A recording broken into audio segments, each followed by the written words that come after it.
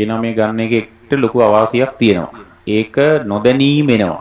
ඒක උඹලට තේරෙන්නේ නැහැ. මම මේ කියන දේ උඹලට තේරෙන්නේ නැහැ. ඒක මානසිකව හරි ලස්සනට අමුතුම විදිහට කැරකෙලා උඹලට ඒක මේ නෙගටිව් විදිහටමයි වැඩ කරන්න ගන්නේ.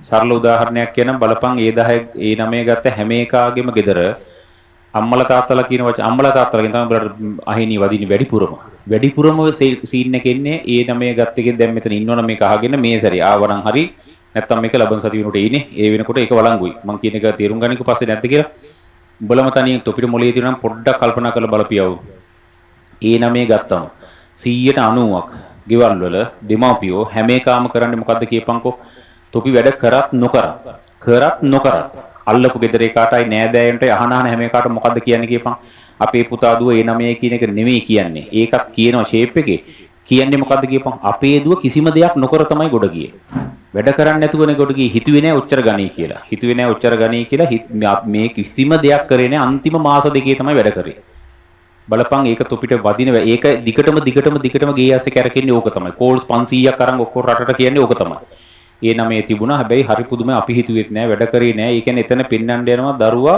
එන ඩයල් එකක් කියලා පෙන්නන්න උත්සාහ කරනවා ඒක සාධාරණයි දෙමාපියෝ පැත්තේ නොතේරුම් කමට ඕක දඩ දෙමාපියෝ කර ඉගෙන ගත්තුන් කරනවා ඒ කියන්නේ කේස් එක ඉගෙන ගත්තුන් ඒක කරනවා කරන්නේ මුන් තමයි මං හිතන්නේ අනිත් උන්ටත් වඩා ඒක මාර කතාවක් ඒ කියන්නේ අර දරුවා මීටරේ බව පෙන්නන්න දඟලනවා ඕලෙවල් වලින් මීටරයක් පෙන්නන්න යකෝ දෙමාපියොන්ටත් මේක කියපියව සිරාවටම ඒක සුද්ධ සිංහලෙන් කියපන් ඔය මගුල් ඇහෙන්න තොපිට කියන්න එපා කියලා අතිබරපතල කේස් එකක්.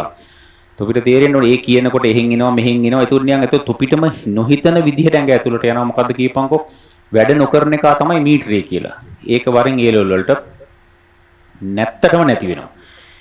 ඒක තොපිට මට විස්තර කරලා දෙන්න තේරෙන්නේ නැහැ කොහොමද කියන්නේ කියලා. උඹලා තනියෙන් මොලයක් හඳක් තියෙනවා නම් මෙතන ඉන්න හොඳට විභාගේ පාස් වෙච්ච එකෙක් දැන් පාස් වෙච්ච හෝ දැන් අද කියපු කතාව හොඳට මතක තියාගනින්. ආපු ගමන් ওই කතාව බොරුවටත් එක කියන්නේ. සමහර විට ඇත්තකුත් වෙනවා බං. සමහරට ඇත්ත ඕක මාස දෙකකින් කොට දාන්න බැරි නම් තොපි පිස්සුත් තොපිට මොලයක් නැහැ නේ කියන්නේ. ඕලෙල් මාස දෙකකින් කොට දාන්න බැරිද යකෝ? ඕන හරකෙට පුළුවන්. තොපිට ඒ නමේ ගන්න බැරි නම් වැඩන්නේ. ඇත්ත කතාව. ඒතුරු ගත්තේ නැති එකේ කලබල වෙන්න එපා. ඒක අතහැරලා දාපන්. ඒක වැඩන්නේ නැහැ. ඇත්තටම තේ නමේ එකට වඩා හොඳයි මැත්ස් සයන්ස් ටිකක් මම නම් හිතන්නේ ඇත්තටම ඒ නමේ ගත්තු මම දඩඩටම හෙලා දකින්නේ ඒක. ඒකට හේතුව උන් එතනින් උන්ට ওই වචනේ කිව්වේ නැත්තම් හෙන්න චාටරයක් ගන්න වෙනවා. එතන අර දෙමාපියෝ මෝඩකමට උන්ගේ පොරොත්තරයක් ගන්න ඒක කරනවා. ඒක අතිබරපතල කතාවක්. ගෙදරදී ඇහිලා තොපි ඊට පස්සේ වැඩ නොකරම ඉන්නේ. අරුමුත් ඒකට සප් එක දෙනවා. හරි මෙහෙම යන් හරි ඒක ඇත්ත තමයි. අපි කරගන්නම් කියනකොට ලස්සනට හෝම යන්න දෙමාපියොත් බල කරන්න නැතුව යනවා. අන්තිමට මගේ වන්දනේ ඒ 9 ගත්තුනා ඔක්කොම ෆේල් වෙනවාද කිව්වොත් වන්දනේ. ඒ තරමට බය සැලකිල්ලෙන් ඉඳපන්. අතිබරපතලව. ඒ ඔක්කොම කියන එක තේරෙනවනේ මොකද්ද කිව්වේ කියලා. සෑහෙන දෙයකට වෙනවා කියලා කිව්වේ. ඕක අර දැන් අපි වගේ දැන් මම මෙහෙම කතා කරනකොට අපිට පොඩි වෙලා වයිනේ. ගෙදරදී ඕක ඇහෙන්නේ දිගට හැමතැනම ඇහෙනවා. එන චාටරයක් කන්ටුන එතන අත්‍ති සැලකිල්ලෙන් ඕක නැවතත් ඒක කියන්නේ ඔතන ජීවිතේ ඊටාම මොන විදිහින්වත් කවුරුත් උඹලගේ නමේ ගැන කතා කරන්නේ නැහැ. තොපි විභාගේ ෆේල් වුණා. ඒ ලෙවල් යනගනින්කෝ ඒ නමේ කියන්නද පාරදිගේ. යන්න බෑ.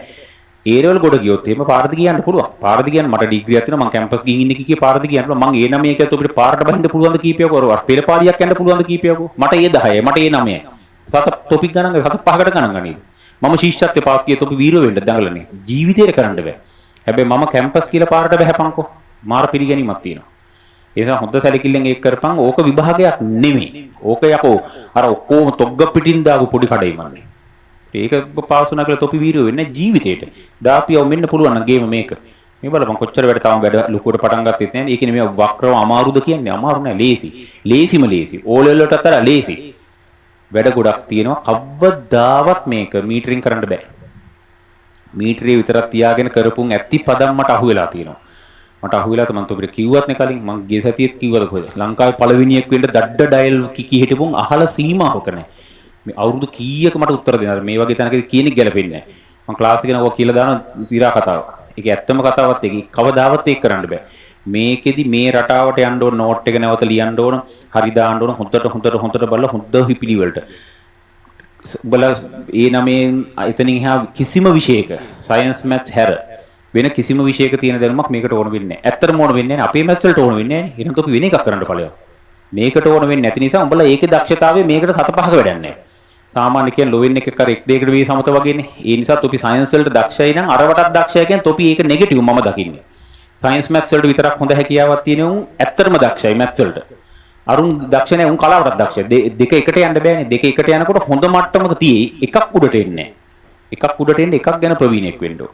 ඒ කියපු දේ තේරුණා නම් මම දකිනවා තොපේ අනිත් 7 5ක අනේ ඒ 10ත් එක්ක ඒ 9 ගත්තේ ඔය 10 10 කිව්වේ නැද්ද කලින් ඒ 10ක් තිබ්බනේ.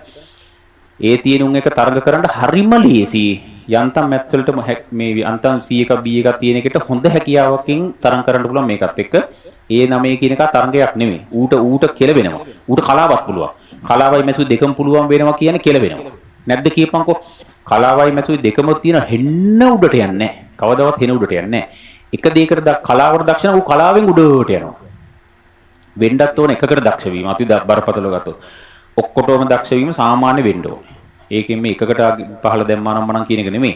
හැම එකකටම හොඳට සින්දු කියන්න පුළුවන්. හොඳටම සුපිරියට නටන්නත් පුළුවන්. සුපිරියට මැසුත් පුළුවන්. එහෙම වෙන්නේ නැහැ බං ජීවිතේ. වෙන්නේ නැහැ. එහෙම ඉතින් එහෙම පිසුද? එහෙම වෙන්නේ මොළවල් හැදෙන යකෝ. ඒ මොළේ එක එක තැන් වලට විශේෂ තැන් තියෙනවනේ. ඒකෝට අර ඔක්කොම එනවා කියන්නේ තොපිට දක්ෂතාවයක් නැහැ. අත්ති සැලකිල්ලෙන් මේක වර්ධනය කරපන් අර ඔක්කොම අඩු කරලා කෙනෙක්